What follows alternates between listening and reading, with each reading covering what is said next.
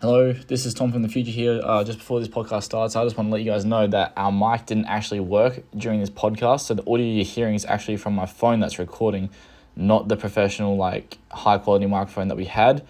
It was very left-sided, so it was just all in the left ear for some reason. I tried to move it to the right, but it was so left-sided that nothing would actually work. So to save you guys brain damage, I've just used the audio from my phone. It's actually not that bad, so regardless, enjoy the podcast, episode number 7. Let's get to it. Hello. Welcome to the JumpX podcast, guys. Episode 7. All right. Sorry, Tom just had a brain tumor for a second. I think. Well, you know when you didn't that pre kick in yet? Yeah, no, pre's not kicked in. Yeah. So yeah, episode number 7. We're here today, kind of like last time. We have a couple of topics we want to speak about. First of all, we kind of want to shout out some of our clients, some of our JumpX athletes who've been progressing really well.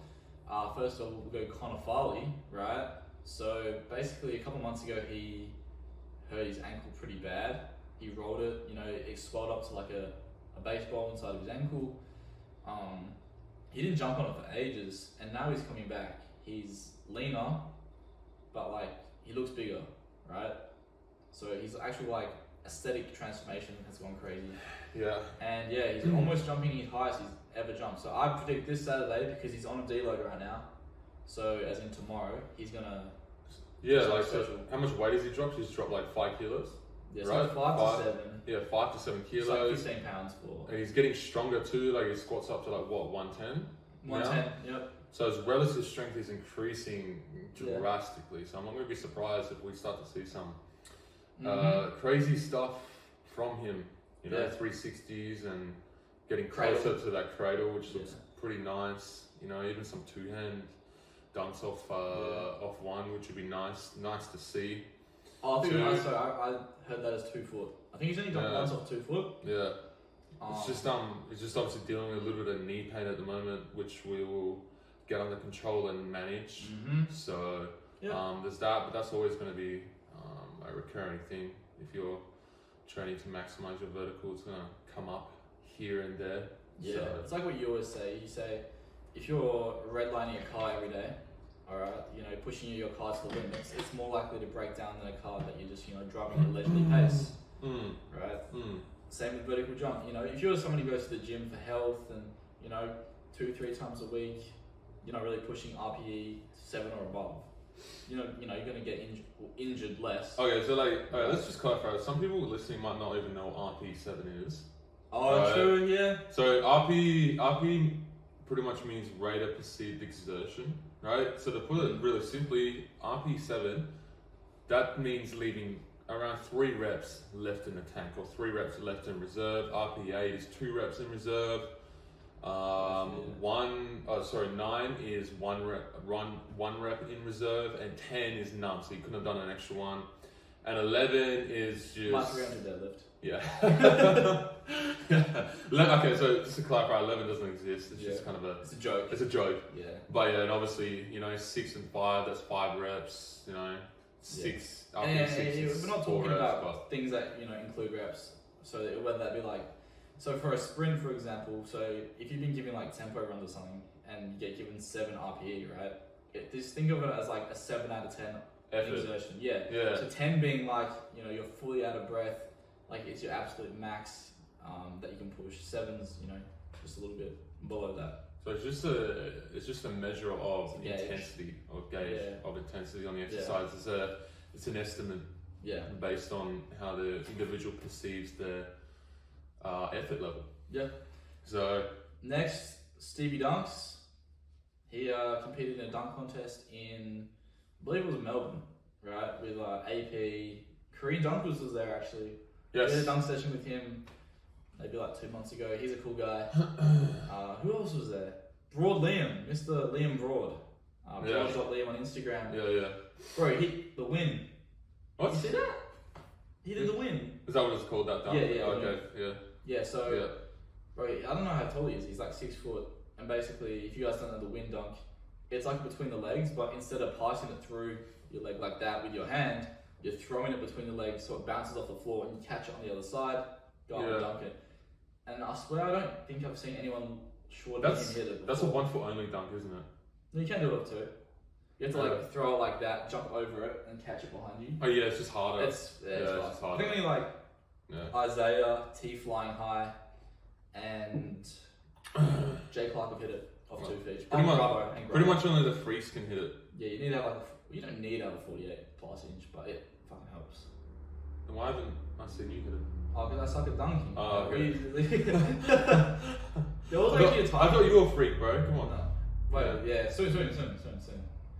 I was gonna say there was a time period last year when I always used to try that dunk just like for the piss take. I like it, bro. I like it when I see you try new crazy shit. You know what I mean? Yeah. But where's this deload? Is deload gonna go hard? Add versatility to your bag. You know like when I started repping out the behind the backs again. Yeah. No, that was cool, bro. Everyone got so hyped when they saw you hit that. It only took one session of trying it again to hit it, so. That's bro. Yeah, it's just so easy to dunk. You don't need to jump high for that, bro. Yeah. Just need 2 attempts, and I can just hit like behind the back. Yeah. 2 hours of attempts. Yeah. That's what you actually mean. Yeah. What we were saying, Liam Broad. He actually got. I think it was him or his mum. Okay, so just to clarify, we don't train him, but we're just shouting him out. Yeah, because he's fucking mad. Yeah. No. At the dunk show, he got like all his stuff stolen, or his mum got all his stuff stolen. Really? Yeah. What the? He got it on video. Yeah. You got his stuff. You got it on video. Like he had his camera set up, like recording for some reason. Yeah. And then this chick just comes in, grabs the bag, and just walks off. What? Yeah. No, they caught her. They caught her as well. So yeah. She's fucked. yeah, bro. Liam was so mad. Oh god. That is mad. That's crazy. But yeah, in terms of Stevie, he how tall was the rim? It wasn't 9'8" like we were talking about in the last podcast we had with him, which was like episode 5. Yeah. I think he was saying it was like 9'10". Like, it was pretty legit. Yeah. Not 9'8", which is really dumb. Yeah. And he said he was jumping really well. Yeah, he said he jumped one of his best days ever. So everything worked out nice and well. AP did well. He didn't actually win. Apparently, he got robbed. Welcome to dunking. It's hard when you have judges that don't know. Or aren't into dunking and aren't dunkers. Yeah. But even then, if they are dunkers, sometimes you still get robbed. But there's opinion a lot of the time. Yeah, that's just the question that's where I guess dunking's partly an art form, right? Because it's up to the person's interpretation. Right? Yeah. It's like for myself, right? I would rather see someone bang a one-arm tomahawk than hit a crazy, like, behind-the-back 360 soft finish. Yeah, I feel like you know what I'm saying? Yeah, you gotta put effort in the finish, right? So, I don't know, I feel like unless they figure out exact... Well, that's what the world dunk is trying to do. Yeah, exactly. And that's good old Siani. Yeah, that's what I was getting into as well. But... Yeah, that's cool. Trying to bring they need exact guidelines and because they have like otherwise the way they do it is like they have categories. It's like the finish, the jump height, style. So when I say style, things like we were discussing with the leg kick, like the leg flutter in the air, that looks cool. Just like the way you look in the air. And then there's other things like that'll actually make it so much better. The style aspect, because I think style is an underrated part of dunking, right? And that's something I really appreciate. Like 2 people hit the same dunk, but like one person can make it look way better just through like some leg flutters or kick or just like a little bit of a turn. Like if I'm thinking of like a one-arm tomahawk, right, off 2 feet, like throwing off the backboard or catching it behind you off the lob, right? If someone dunks it and then kind of throws in the rim and then turns away from the ring after the dunk, I reckon it looks so cool and stylish. I don't know if you can picture what I'm talking about. So like they'll throw it in and then they'll kind of like turn away like that. I reckon it looks so much cooler. You mean when it goes through the hoop? Yeah. When you punch it from the side and then kind of turn away like that. That's mad style points right there. Yeah. I reckon. Yeah. You know? No, facts. Yeah. And then I think there's other things that they judge on. I'm not quite sure. Yeah. Maybe like technicality of the dunk. So like an East Bay would always score higher than a windmill in like 9 out of 10 cases. Yeah. Unless you're fucking like chins up the rim in your windmill. Yeah. Stick your elbow in the Yeah. Yeah. Then maybe it's better than an East Bay. Yeah, you catch it 2 meters above your head. Yes. You actually like hyperextend your whole arm. Yeah. Dislocate your shoulder. Yeah. Really. Yeah. Exactly. Exactly. Actually, that is a cool windmill that I want to try and do more. Like where I catch it with one, and I don't actually transfer it to like there. You know what I mean? Instead of just doing the all the way, you catch it and you're like, it's like two windmills in one almost. So it's like a lag windmill. Yeah. Like pause and then do it. I remember Connor Barth did a really cool like windmill at like 2020. Bro, okay, let me put it like this. I'm a dunk nerd. Alright, you can like say, oh, have you seen this dunk session? I've seen it. Like, I can like recall random dunk sessions that people posted in like 2019. I feel like a lot of dunkers are the same though. Like, we all went through that stage where we just binged all these old sessions. Like, you know, all the old Florida dunk sessions with Steven, CJ, Isaiah. Yeah, is this on Dunkademics? Because if it is, Dunkademics. I haven't known it as much as you. I haven't seen all of them, but I definitely watched some of them. Yeah. You know what I mean? Especially the ones with 1 foot gold and Isaiah. Yeah. The new ones or the old ones? I would say a few years back. Not before Isaiah got like disgustingly freaky. Yeah. Like scary. Yeah. Because he's easily the best dunker in the world right now. Yeah. I'm gonna say it. Or I mean, there's a It's lot. I don't think it's controversial, but yeah, he's definitely up there. Anyways, getting back to obviously shouting out our athletes. Yes. So like, obviously we've got my brother as well, who's progressing really well. Like he's lost like 5+ kilos. Gotten leaner. He's jumping higher. He's just very fatigued at the moment because we're killing him a little bit. So I don't really expect him to dunk this week. I kind of expect him to dunk next week. He's going to dunk now, right? Hey? Every week he keeps saying, yeah, this is the week he's going to dunk. He doesn't. Now we say he's not. It's kind of like, it's like what's happening right now is obviously he's jumping higher, but his worst days are even with his best days like 2 months ago now. Yeah. Because he's like obviously really fatigued right now. So when his body actually goes to super compensate next week, that's when he's going to level up. Yeah.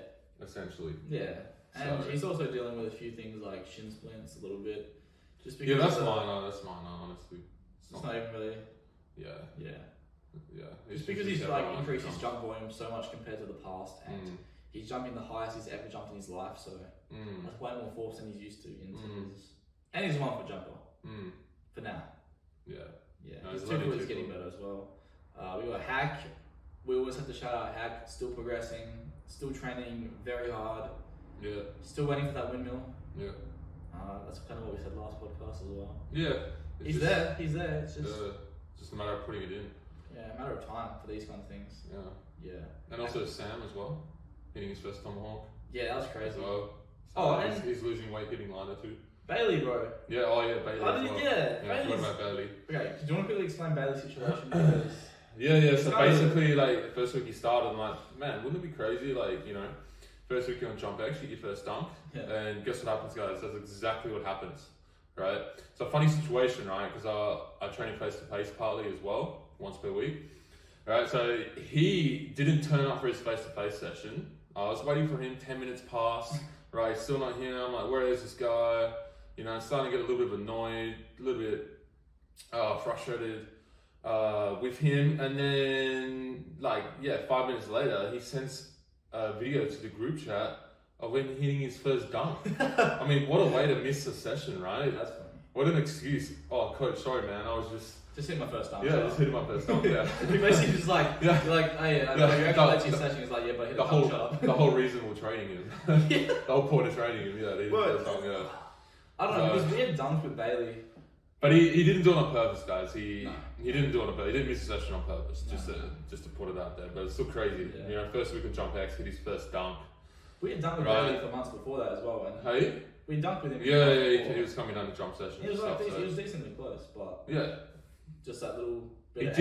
He did it fatigued as well. So he actually trained a lot of body that day before. Yeah. Right. So imagine if he was fresh. Imagine if that guy was fresh, man. Crazy stuff. Also Jeff as well. Jeffrey. Yeah, getting crazy off lob. He's dealing this week too. So if he comes to dunks this week, I would not be surprised if he has his head at the rim at 16 years old. That's fucked. Yeah. That's crazy. And I don't know if anyone knows Jeff and seen him on Instagram. His approach is so casual. It's like the most relaxed approach ever. It's like, I don't know if we discussed. It's just like, I'm gonna walk up and just have my head at the rim and Does he have a lot of knee bend? A little bit, yeah. Like he'd have, like more than. I don't even know. He's starting to sprint a lot more again too, so he's going to start to get a lot. He's gotten so much stronger, and now he's going to start to get way more Yeah, elastic. because the season's coming on, right? So which is going to be crazy. So you guys might not know who Jeff is because we don't really post too much about him, and like in terms of his own social media, he doesn't post anything. Yeah, he's kind of like a pretty like kept to himself guy, but. He's just a 16-year-old low-key prodigy though. Yeah, bro. It's disgusting. He's actually crazy. I love Jeff, man. Like, if you think of Daniel Cabello, if you guys have ever seen him jump, just Google Daniel Cabello Dunkademics, alright? Exactly like that. The same kind of approach. I don't know, I showed you that video, right? Yeah. So he kind of like jogs into it, and then the last two steps he's like, bang, up. Crazy. And he could still even jump high if he improved his penultimate, and just overall speed into the jump. 100%. He just needs to jump more. Yeah. I can tell he's enjoying it. It's not a priority for him either. Yeah. So. Oh yeah, we didn't even say he's a sprinter. Yeah, his He's sprinter. First priority is a sprinter. So dunking's his side quest. Exactly. Yeah. Exactly. It's not his main mission. Main mission. What does Aaron say? It's not his main simulated hunt. But I don't know if AP watches this podcast, but if he does, shout out AP. As in Aaron. Bro, he said he's gonna come dunks, bro.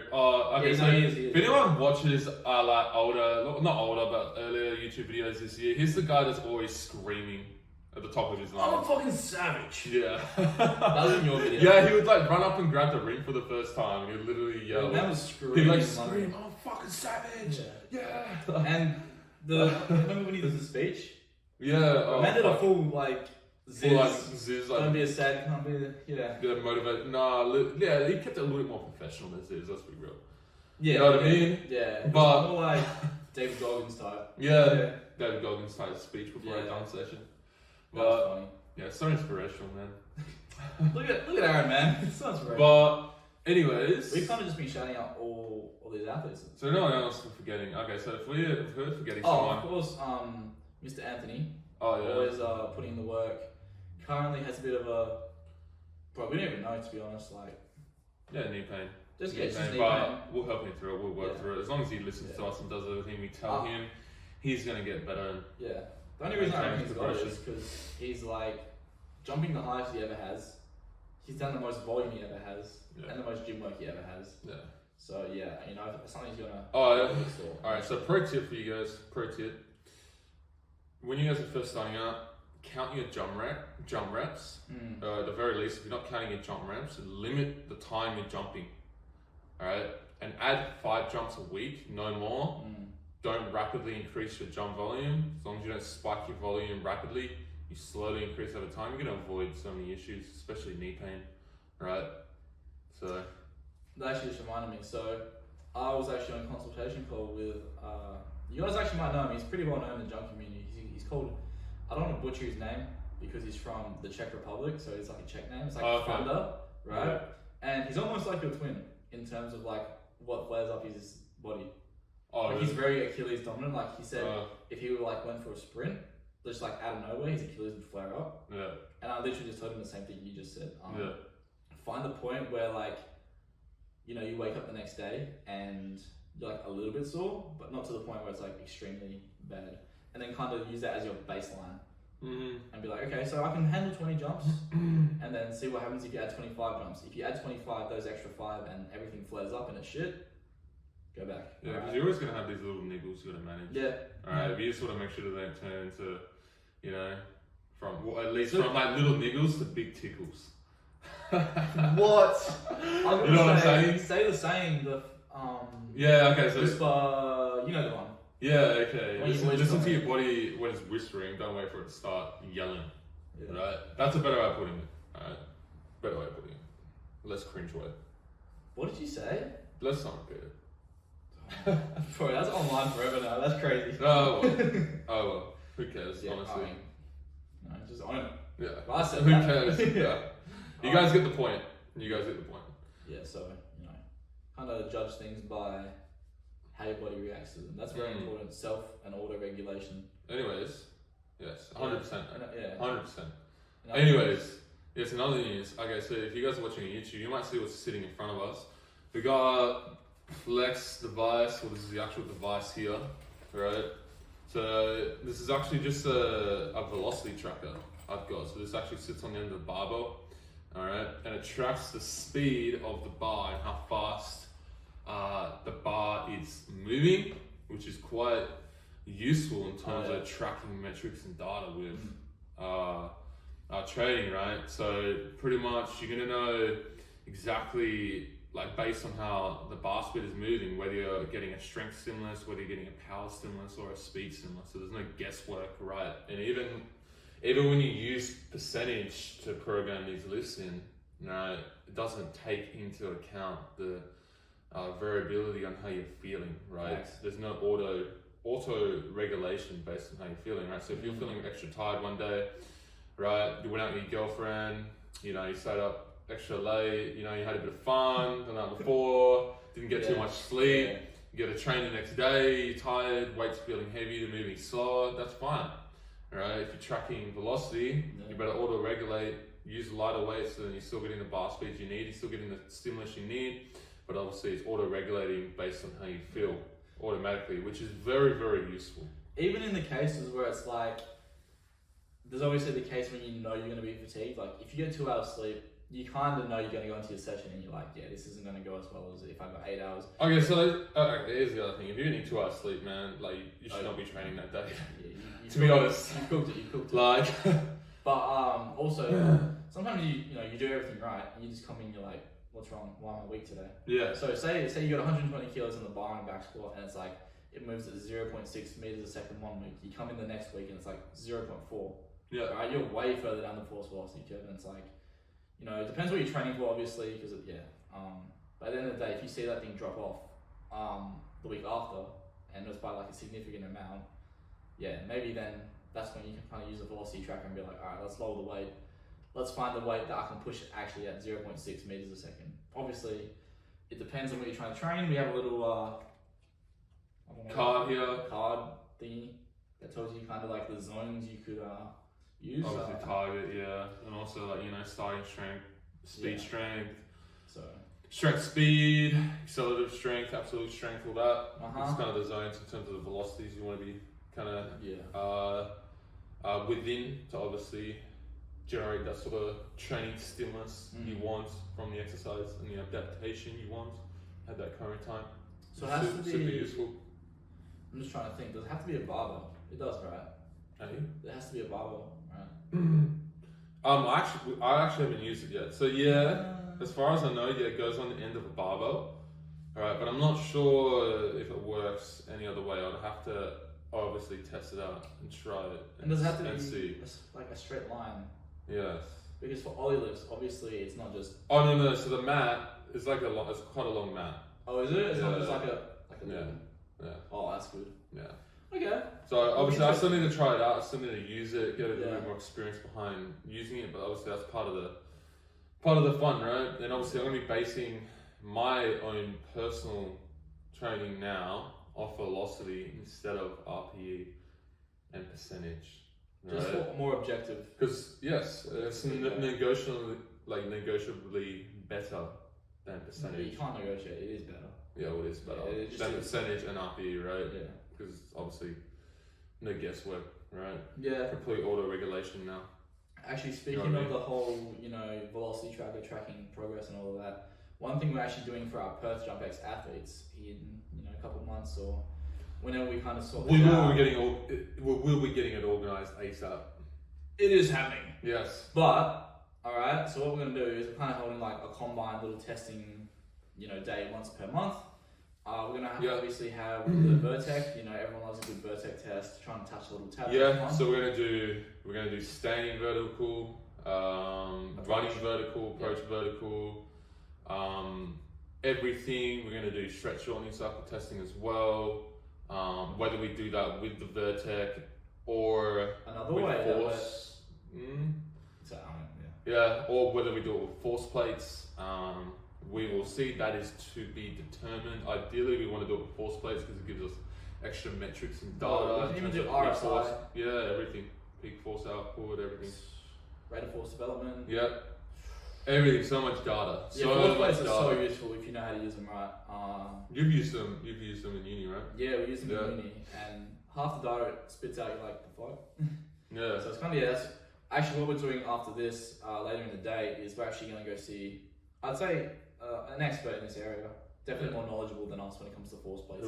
We will not name. We will not name. Yeah. We'll keep him anonymous, or she. Yeah. But it's gonna help guide us in the right direction. So we can learn what each variable that spits, not variable, each like data point that spits out, how to interpret it, what it means, all that kind of stuff, because there's more value for the athletes, right? Exactly. Yeah, So we're gonna be doing that once per month. So vertec testing, running the shortening cycle testing. So that is going to give us data and metrics on and really highlight with each individual athlete we train locally what exactly they need in their program based on science. So we're going to be basing our programs rather than just like, oh, this person needs this and this and this because we're seeing this, they're doing this. Yeah. It's going to be based on actual data now. Or they need way more of this, right? So that's just going to mean we're going to be getting even better results for our athletes than we are now. Oh, fuck yeah. Right. So there's that. Also, like mobility, like full screening process, mobility, some velocity testing as well. It's like speed testing, everything goes. Everything. And weaknesses on like one side and the other. Yeah. All that kind of stuff. Like, everything. There's a lot of these 1 foot, I can't even just call it 1 foot jumpers. Everyone has weaknesses and deficiencies in one area. I was actually just thinking then, a lot of these guys who are on JumpX and aren't from Perth are probably like, oh shit. So you got two choices here. You either come to Perth, or secondly, this is what we will do regardless if you come to Perth or not. You guys have a WhatsApp group with Austen and myself. What we can actually do is teach you how to do some of these tests for yourself at home. Yeah. Obviously, not all of you are going to have access to a force plate because that's pretty hard to find. But things like the stretch shortening cycle training or testing. You just need a ball and some tape. Yeah. And we can test that. Yeah, all that kind of stuff. Which we'll make sure you guys know how to do that. Yeah. I won't go too in depth. 100%. Podcast, but we're going to be doing that for all our local athletes. We're thinking of opening it up to people outside of JumpX as well. Just anyone who's down there. A little bit. Obviously, it's not going to be a free thing, guys. It's going to be a paid thing because this is a lot of work for Tom and I.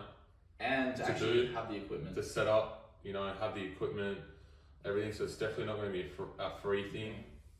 This is actually, this is very valuable data and knowledge for you to have. Yeah.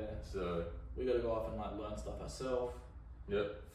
Go out, find a force plate, all that kind of stuff. Yeah, 100%. And then on top of that, obviously, write programs catered around whatever the results are. 100%. So, yeah. Basically, what we're trying to say is, JumpX is evolving. Well, yes. But it's getting better all the time. Whatever your weaknesses are, they're getting exposed, which is a good thing. Yeah. Alright? Because it means you can attack them easier. You're not just like, oh, maybe I need to get more elastic in this cycle because I'm a bit slow. It's going to be definite. You definitely need to get more elastic in this cycle. Or you definitely need to get stronger, or you're too fat. Yeah. In blunt we need to get you lighter. Yeah. I mean, lighter while maintaining your strength, if not improving it. Yeah. It's physics. Yeah. The more relative strength you have, and the faster you can produce it, the higher you will jump. So that's that. That's the little force. What's it called? The velocity tracker. Is that what it's called? Flex. Yeah. Flexstronger.com. Yeah. No, I'm super excited to use it. Yeah, it's a super expensive device as well, guys. There is phone applications you can use, but obviously they're not as accurate as something like this, right? It's sort of questionable. There's a reason they are. But I am pretty confident, and obviously I was talking to who shall not be named. it's like we're talking about you've seen it's Lord of the Rings, isn't it? Where people are afraid to they're afraid to say someone's name, right? Is it Lord of the Rings? No, it's Harry Potter. No, it's Harry Potter. Yeah, no, it is Harry Potter. The V guy. Yeah, Harry Potter. Yeah. I didn't see Harry They're all Potter. scared to say Voldemort in the early Harry Potters. Yeah. Yeah. So it's kind of like that. But yeah, for who shall not be named. He's like, we'll call him Velocity Man. Yeah. Superhero name. Yeah. But yeah, as I was saying, Yeah. Basically the next few years, this sort of data might be a lot more accessible to people through just having a phone and phone applications and even just smartwatches and stuff like that. Technology evolving. Yeah, technology evolving, and I would not be surprised. On the watch, right? Yeah, or no, you exactly. Plate Exactly. as an attachment. Exactly. If you watch. Exactly. So you guys don't need to Who spend knows? $750. So. But in this current 2022 environment, yeah, you do have to spend $750. Exactly. Yeah. Australian dollars. Exactly. Exactly. Did you have anything else you wanted to talk about? No, I just guess updates on the dunk comp or dunk show coming up. Okay, you go first. You go first. How's your training been? Training's going well. Getting hungrier every time I train. Really, every time I'm under that squat bar, especially front squats. Fucking hate front squats. Just trying to imagine myself hitting that E-speed. That's so funny. This guy actually hates front squats more than I've seen anyone hate front squats. He likes, when he re-racks, he slams his body. He's like, I'm fucking angry. We finished with set yesterday, and I'll say something like, "Oh fuck this shit," really swearing at the bar, but it's kind of funny. But whatever you're gonna do to get it done, they're growing on me a little bit. I think as I'm slowly getting used to them and better. My obviously motor control of the movement is getting better. So because you haven't done them in ages. My intra and intermuscular coordination is getting better. Yeah. And so that's going to keep going stronger. You're in week 2, 3. No, this is 2. Week 3 is next week, so that's the RIP week, and then deload the week after. Yeah. So it should be fun, should be interesting. So yeah, we're both going into week 3, just like trying to survive. Yeah, exactly. I organised to have a practice session at the school because Tom's dunked at the school, but I've never dunked at the school. Yeah, those are my stomping grounds, man. That's where I started. Exactly. Yeah. You're born in the darkness. Well, I can you're born. you're born in the darkness. Yeah. I'm just merely adopting it. for 2 dunk sessions. Yeah. Is it on a Thursday? Huh? Thursday. Yeah, it's gonna be on Thursday. So I'm gonna have to. Obviously, my plan was to dunk on the Wednesdays, but I'm gonna have to mess around with my training. I'm probably not gonna dunk Saturday that week. It was lower volume. No, we'll see, because I've got to do 2 weight sessions, and then so I might have to do my resistance session on the Saturday. So, but we'll see when it comes to the time. But we'll sort something out. But anyways, whatever it takes. How about you? You're killing yourself a bit, aren't you? Yeah, I mean, I don't think I've trained this hard for a while, to be honest. Like, literally, the volume is very high, as you know, and it's like at the point where you finish a session and you're just brain dead. I don't know if you ever get that. No, I know what you mean. The brain fog. I know what you mean. I'm kind of looking forward to not next week, the week after, having a little bit of a deload, and then jumping my highest ever. Because I don't know, for everyone who's watching, like everyone has those hard sessions, but you kind of got to think in the back of your head, like, why am I doing this? And then if you think, I'm doing all this to hit an E-speed or an under both, like doing the training is like, I'm willing to put up with it because it's like worth it in the end.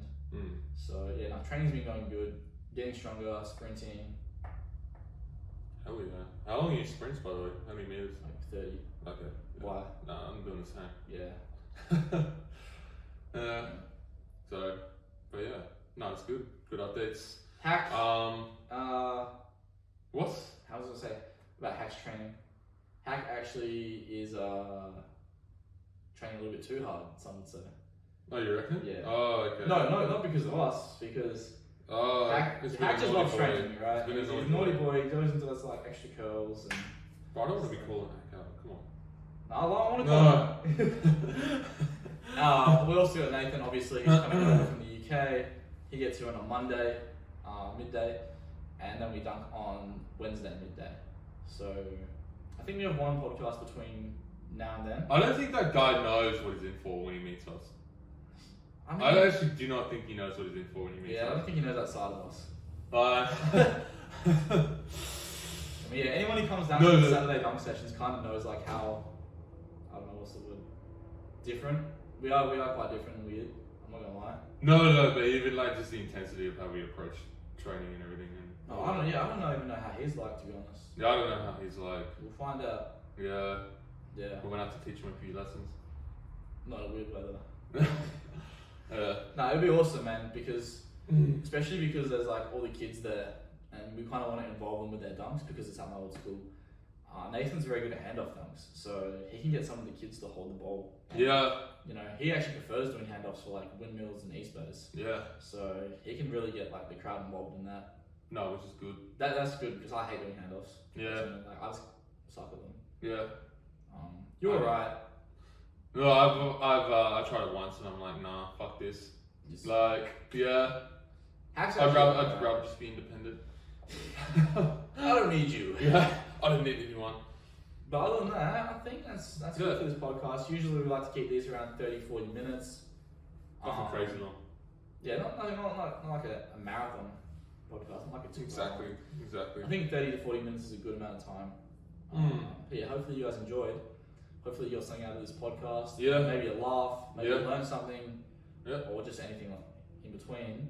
If you want your own training, you know, look nowhere else but JumpX. Yeah, send us a message on Instagram. Send us a podcast so we know you came from the podcast. The podcast. All right, we'll get in touch and we'll essentially go from there. All right, guys. If you want to be involved with stuff and training that's like, you know, getting pushed to the next level, like we just discussed before, velocity trackers, all that kind of stuff. Guaranteed results as well. Guaranteed results, or your money back. All right, so. You know, we're confident we're going to get you better. Yep. So, you know, if training is really a priority for you, jumping high is a priority for you, getting stronger, faster, everything in between, if that's a priority for you, hit us up and we'll get you sorted. We'll get on a call with you, we'll see what your goals are, we'll see what plan suits you, and we'll get you started as soon as we can. All right. That's it. Yep. We'll see you in episode 8 in about 2 weeks with some training updates, athlete updates, and obviously like another. Wait, episode 8 will be after the dunk show, right? So wait, we got next No, it'll be the Saturday before the dunk show. I mean the Friday before the dunk show. Oh yeah, true. So we have one podcast before the dunk show. True. Yeah. True. All right. Well, there you go, guys. That's the podcast. Hope you guys all have a good day, and we'll catch you in the next one. See ya.